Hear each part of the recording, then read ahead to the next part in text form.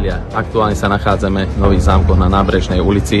Ako za mnou môžete vidieť, situácia je neúnosná.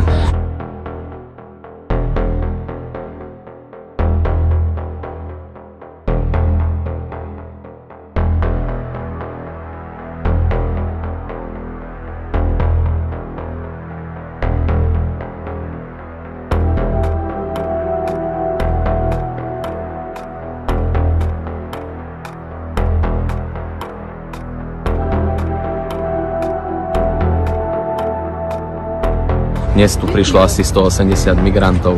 Ja sa pýtam policajného prezidenta, kedy bude riešiť túto situáciu, ktorá je neúnosná, prečo sa zaoberá kriminalizáciou politickej strany Smer sociálna demokracia a pýtam sa tretieho sektoru, prečo tu nie sú dobrovoľníci, prečo nepomáhajú týmto ľuďom, ktorí potrebujú humanitárnu pomoc, ukľudniť situáciu, vodu alebo prekladať. Ľudia sú nervózni, treba túto situáciu určite riešiť.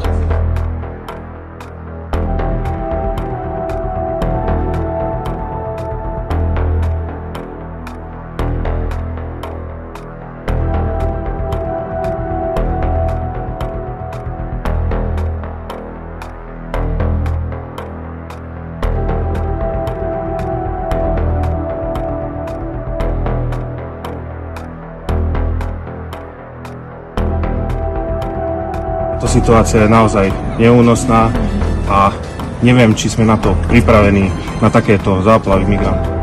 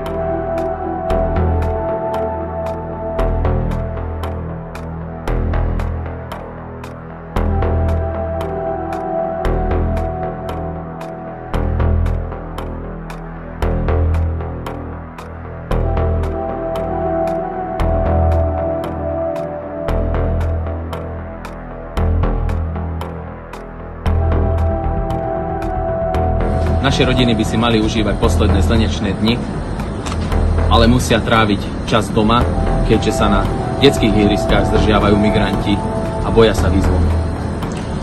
Prespávanie v parkoch, na lavičkách či v našich činžiakoch tiež nie je riešením, tak verím, že vláda bude riešiť túto situáciu.